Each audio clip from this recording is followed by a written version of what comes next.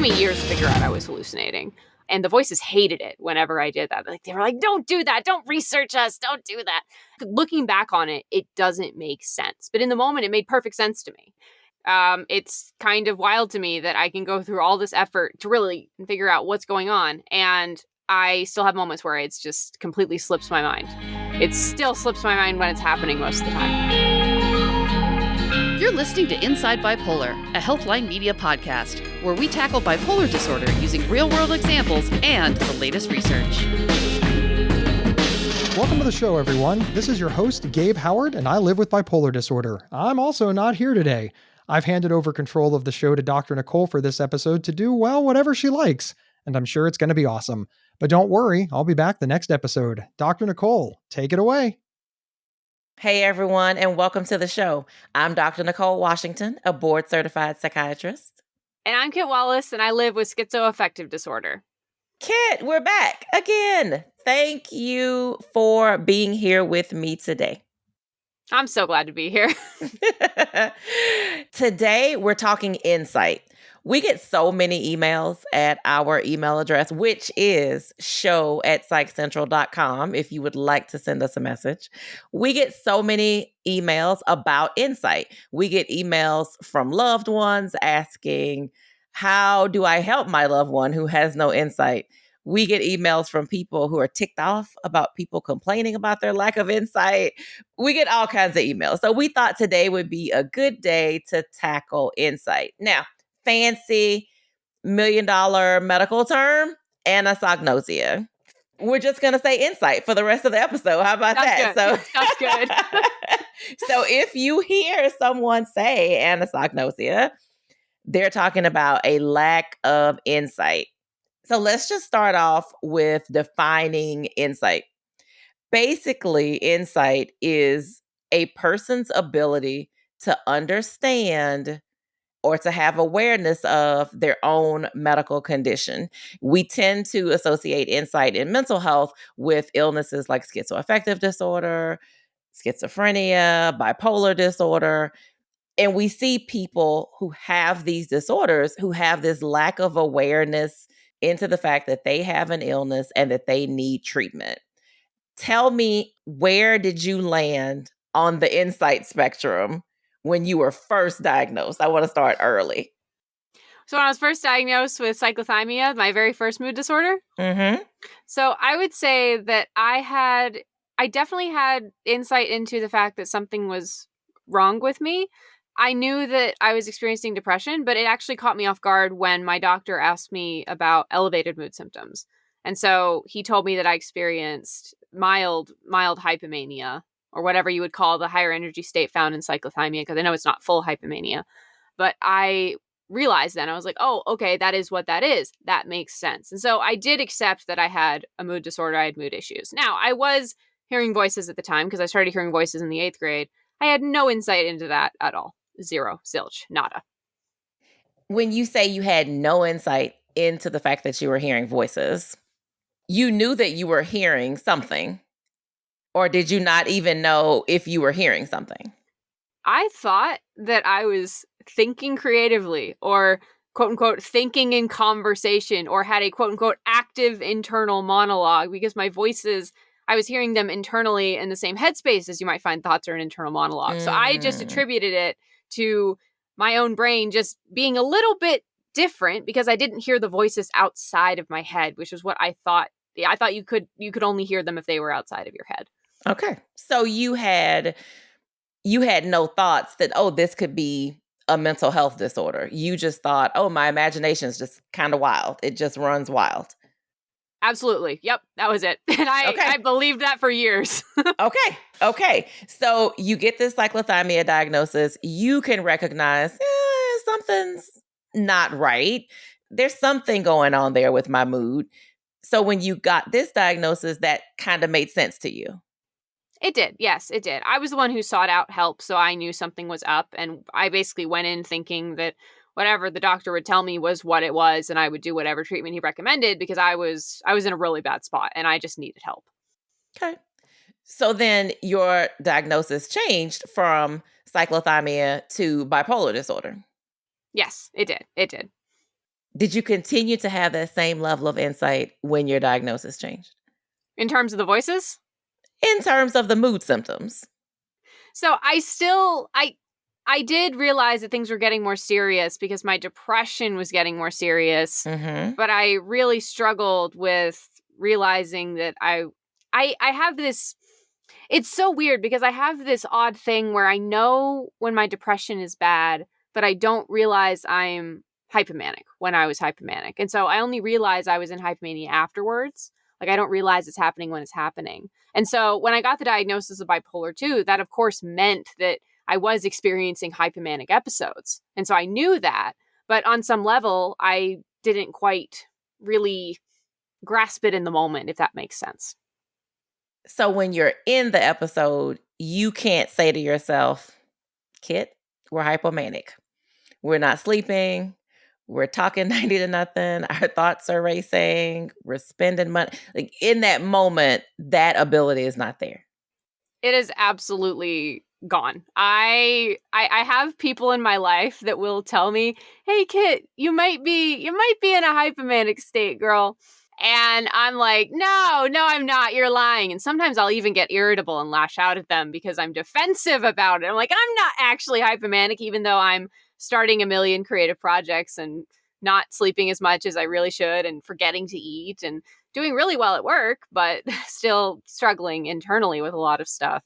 And I think there's been a handful of times where I've realized I'm hypomanic when I'm hypomanic. And every time it's been like, I feel like I've got put behind the wheel of a Formula One race car in the middle of the race. That's what it feels like when I realize it.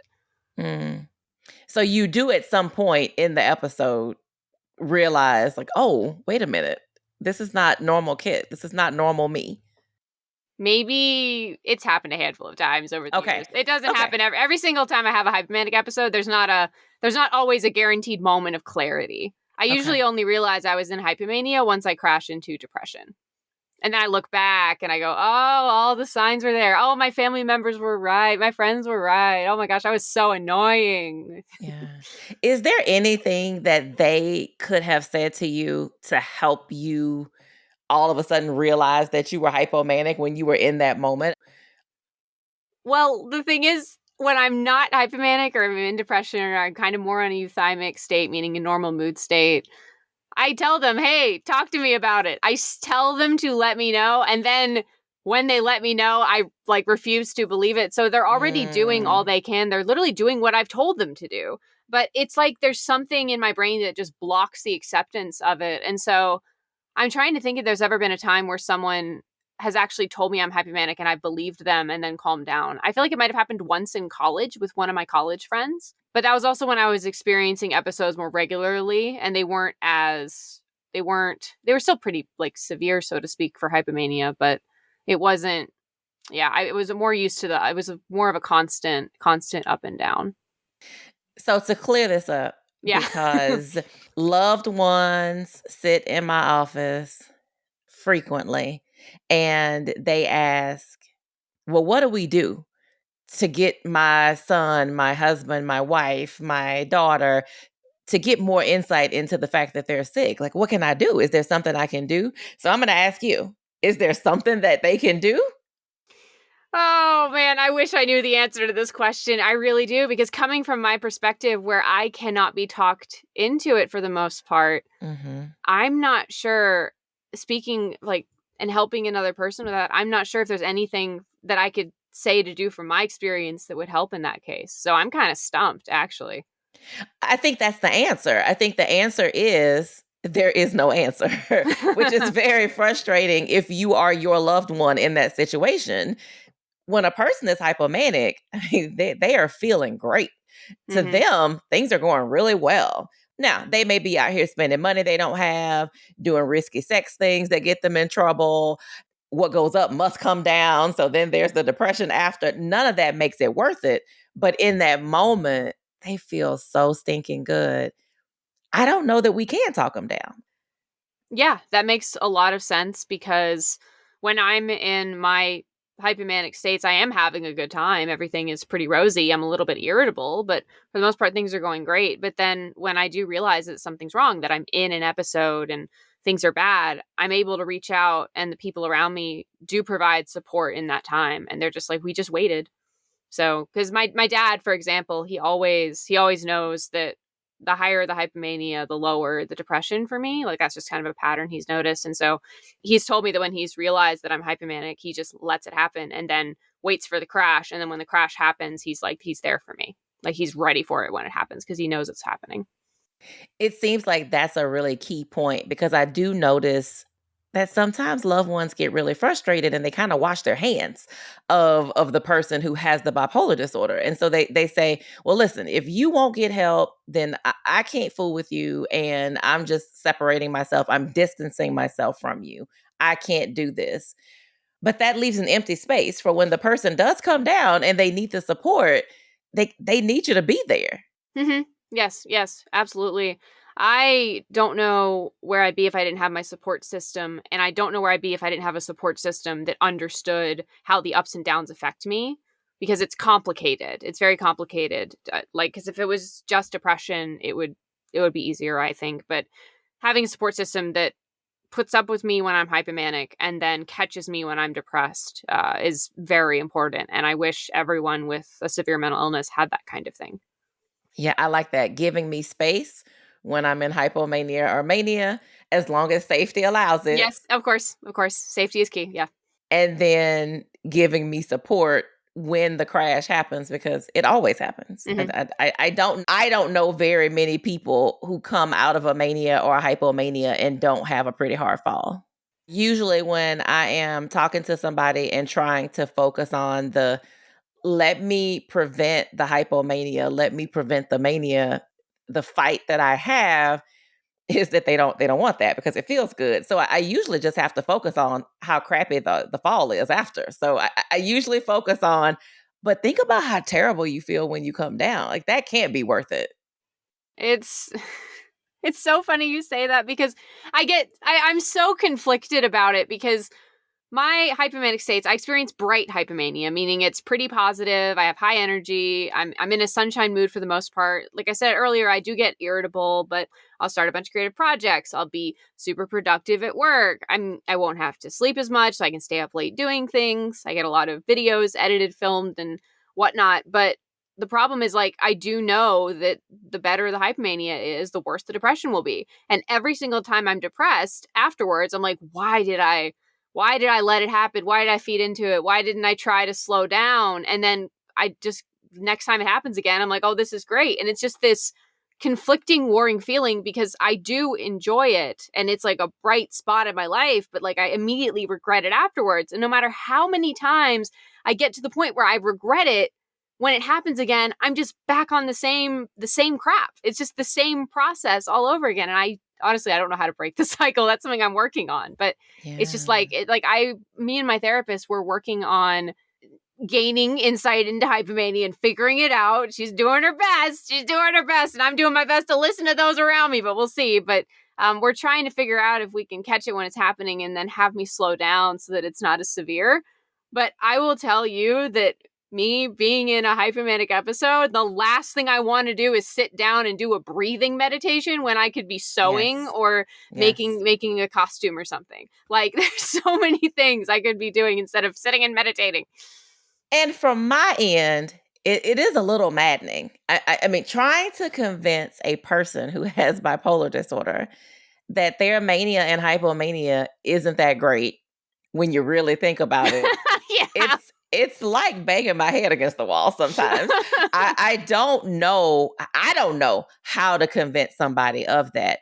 And I think for me, the most amazing part, like amazing in a like, wow kind of way, because I do have these moments where after a session, I'm like, oh, I'm holding my head in my hands. I'm like, oh my gosh. I have a very hard time wrapping my hands around how even after the episode, I won't do it in the middle of it. I know that's not the right time. But when you're in that depression, when we finally get you back to that euthymic, that normal mood state, and I say, okay, Kit, let's talk about your bipolar disorder. We have to figure out a way. I mean, I don't even go there first. I start with, that depression was so terrible, was it not? And we talk about how horrible it was and how it was the most horrible thing ever. And then I may say, and it seems like if we could prevent the hypomania or the mania from happening in the first place, we might be able to prevent you from feeling that badly. And a lot of times I get this look where people are like, you're trying to trick me, because they're on it. They're like, yeah, it's so bad. Yes, it's so terrible. Yes. And as soon as I start talking about preventing the mania or the hypomania, that's when I get the side eye like, I don't know about that. So it's not even during the episode that the lack of insight is there. But I guess that is insight. So even in your normal mood state, you have insight that hypomania feels good, but I know it's not good because I know what can come of it, but I still like it. I don't even know if that's lack of insight, lack of judgment. I don't even know what to call that sometimes. That's called manipulation. That's called mania and hypomania manipulate you into keeping in the relationship, keeping up the relationship. And it's so you talking about that, it makes me remember that when I was early on, I say early on, probably the first 5 or 7 years that I was diagnosed with any kind of mood symptoms, mania, hypomania, all that. I remember thinking to myself that, well, at least I get a good part. At least I get hypomania. At least there's a positive to this crap that I have to deal with. And so I held on to the hypomania as the only good thing about being diagnosed with bipolar disorder, because that was my diagnosis at the time, was bipolar disorder. And I kind of didn't want to let go of it because it was the only good thing I had in the midst of the soul-crushing depression that wreaked havoc on my life. And I was kind of connected to it in that way. And so I do kind of see where patients would be coming from, where they would kind of look at you like you're a little bit out there with it, trying to get them to not have the mania or hypomania. But for me personally, in my experience, that was like the only good thing about having bipolar symptoms, was that I got to have this period of productivity, at least for a little bit of the time. And the way my brain worked was before I was properly medicated, I would be going up and down a lot. Like I kind of was a rapid cycling person. You were literally riding the wave. Yes. Like the sine wave, yeah. You were riding the wave.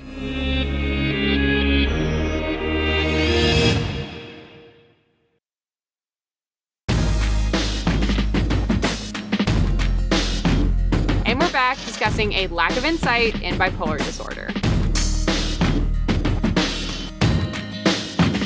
Did you ever think that your mania was something else other than mania? Because I get people who will tell me, oh, I have periods of really horrible anxiety. And they will say, I have terrible anxiety, but it's not constant. It's not consistent. It comes in waves. I'll have a couple weeks where I'm so anxious and I can't sleep. And I just have all this energy and I just am getting all these things done. And while they're telling me this, my spidey senses are tingling.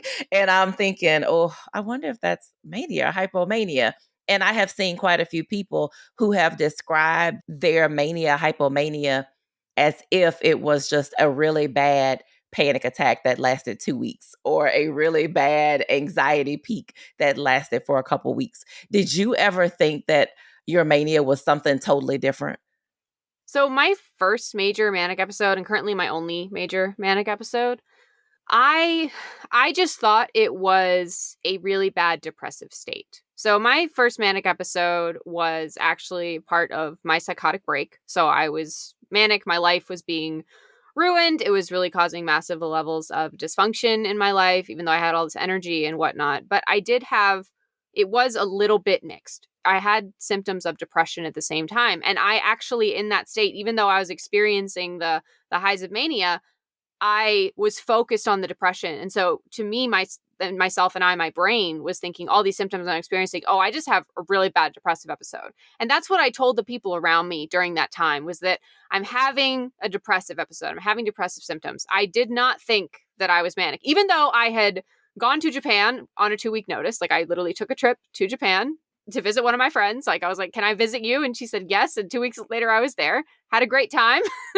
And I also moved to New York City, which was more planned out than it seems, but I still moved to New York City. And I did all of these impulsive things, but I latched on to the depressive side and just attributed the whole thing to just being in a really bad depressive episode. Because you were in a mixed episode. Yes. Okay. Because I will say, I have had patients tell me that they thought their mania was depression. And I can't wrap my hands around that. I just cannot wrap my hands around how you can feel expansive and euphoric and you're super impulsive and your thoughts are going 90 to nothing and you're getting all this stuff done and feeling productive even if you're really not. But at the same time, you say, oh, I thought I was depressed. I don't know what to make of that. That's such an interesting concept, but I think it does come from the fact that I guess people just don't realize that they're manic when they're manic. And yeah, that's what it seems like. And I think it's like, it's so easy to, I think for me personally, it comes from the fact that I always know I'm depressed when I'm depressed. Like it hits me and I'm like, oh, I'm in depression. But I never realize I'm hypomanic until after it happens. So we've talked about your insight as it relates to the mood component of your disorder.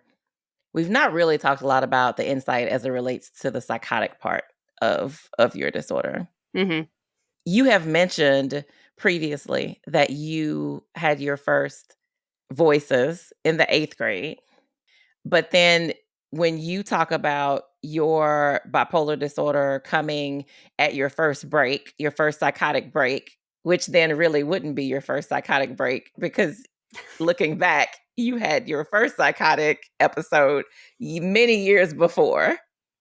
Would that actually be what it is, really? Well, so that's the question, right? You said that you've had psychosis since you were around 13. Yeah, 14, but yeah. 14. You said you've had psychosis since you were around 14. But when you describe it, you talk about your first break as being much later. Is that the point at which you said, oh, this is psychosis? Is that what you consider your first break? I consider the manic episode that was mixed with religious delusions that had my entire life turned upside down. And I was very into it and I couldn't tell what was real and what wasn't truly. I believe that to be my first psychotic break because I don't know, it just kind of feels like that's kind of how it was described to me as what had happened afterwards. I was like, oh, that's what a psychotic break was like. But I wouldn't say that me hearing voices when I was 14, like it didn't have that same, like I didn't have a disconnect from reality. As much as I was confused about like what was going on in my head to a degree, I wouldn't consider it a psychotic break at all. Because it wasn't so all-encompassing and life-ruining, and it didn't take over in the same way. It was kind of almost casual and a side effect to just having a mental illness that didn't cause me distress because my voices were positive and I considered them helpful. So there was no problem that needed to be addressed, if that makes sense. They could kind of fly under the radar as a result. Okay. So I think that's where the disconnect, right, is coming from. Your definition of a psychotic break was it life altering? Was it impairing? Was it a big pivotal moment in my illness, in my life? Whereas I think a lot of times when we say a psychotic break, we're talking about a psychotic episode. Oh, interesting. So when I say a psychotic break, usually it does come with big, bad juju, right? Typically, people's first psychotic break, it's the story you hear about the young person who went off to college and then all of a sudden they're accusing people of doing things to them in the library at midnight and, oh, that's their psychotic break. I do know we talk about it in terms of like, oh, these big things, but I do think that's because a lot of times it comes with big, bad consequences. So now I have to reconsider my whole definition of what a psychotic break is based on what you just said. Because I do think some people would say, oh, well, you had your first psychotic break or your first episode because we would use them interchangeably. But it sounds like you are relating the break to more distress. And because you were largely comfortable with your earlier hallucinations, you didn't see that as a psychotic break. No, not at all. My voices were, they helped me out when I was anxious. They helped me out on my exams. Like we went through answers together and we all picked the best answer we could. And they helped me when I was nervous talking to teachers. They hyped me up in my head. And it was like if I needed someone to talk to, they were there. I was never bored. I did hear them. They were in my head 24/7, but they would leave me alone if I had to study. Mm-hmm. Like, it was kind of like there was this kind of symbiotic relationship, I guess you could say. Like, it wasn't a bad thing. And I think because I heard them constantly, I didn't consider there to be, like, one day one of them just showed up as I was going to sleep. Like, someone just started talking in my head back to me. Like, I was thinking, and then suddenly there was someone there, and it just never left me up until I went on medication. And because it was such a constant thing, I don't consider it anywhere close to a psychotic break, even though I guess it could be considered a psychotic episode. But I mean, can a psychotic episode technically last like years like that? Because I heard those voices constantly. Well, there was no intervention. Yeah, that's true. Because nobody knew they were there. But it could be one long psychotic episode, really? I mean, people can hear voices for years, and especially if they never tell anyone that they're hearing them. So no one ever gives you medication. No one ever does anything to try to get them quieter. They can just linger.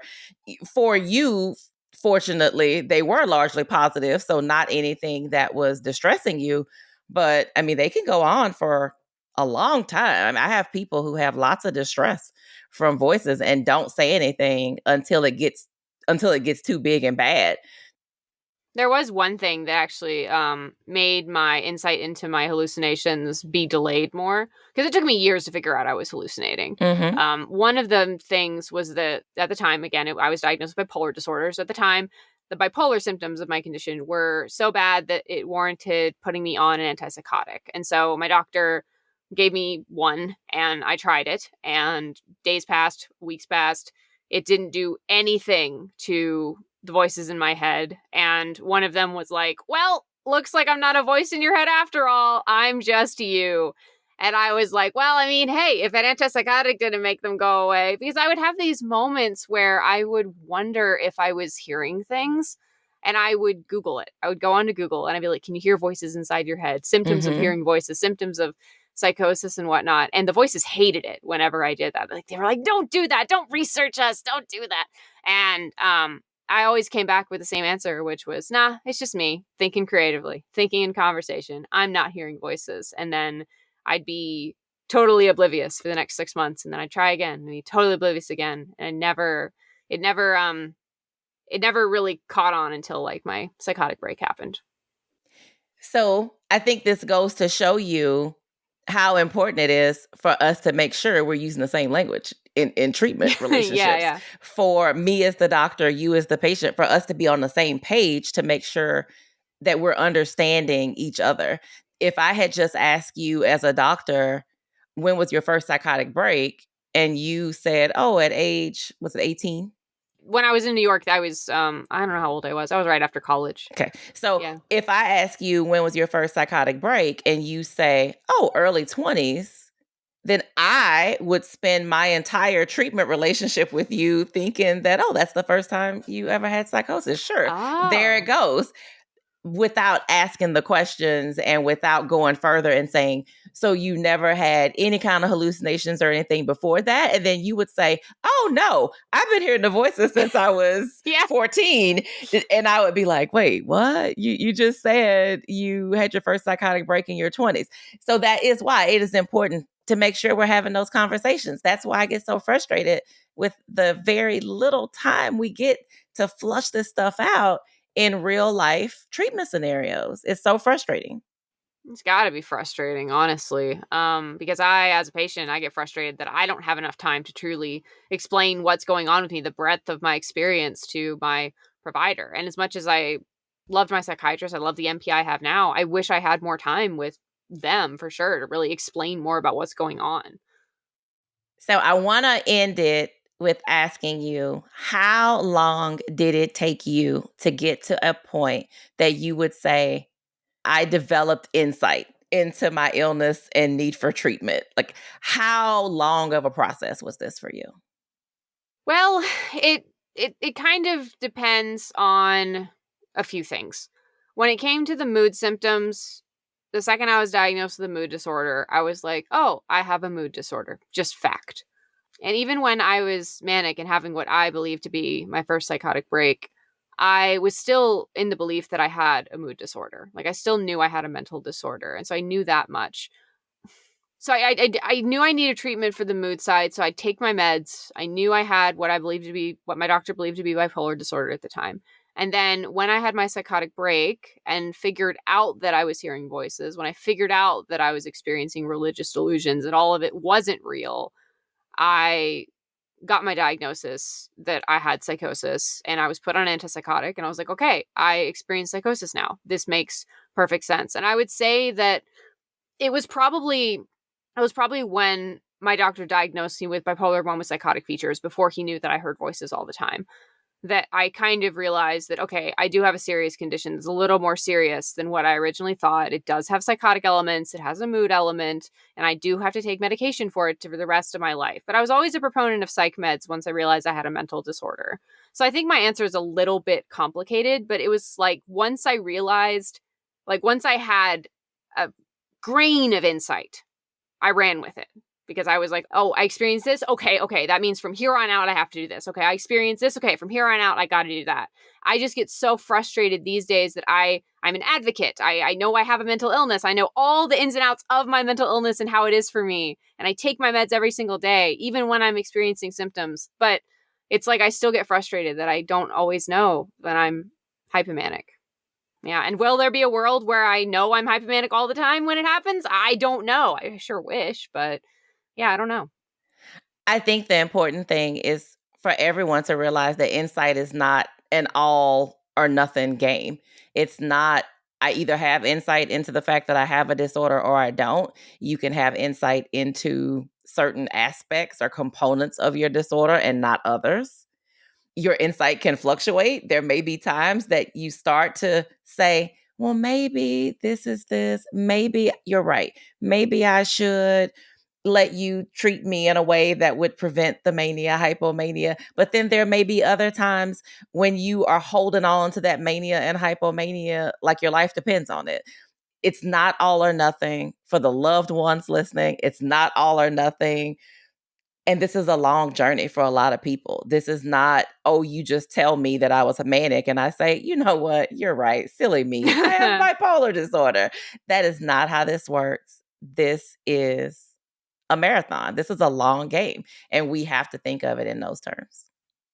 I would say that I have a large amount of insight into my disorder now, but it's still been a long journey to get here. And I know I have a long journey to continue with it because just because I know what I know now and realizing that, okay, this is a symptom, that's a symptom, there's still parts of it that are going to be difficult for me. And I think they're going to be difficult for a very long time. And maybe if I make it to 80, maybe when I'm 80, I'll realize, oh, hey, I'm in hypomania. That would be cool.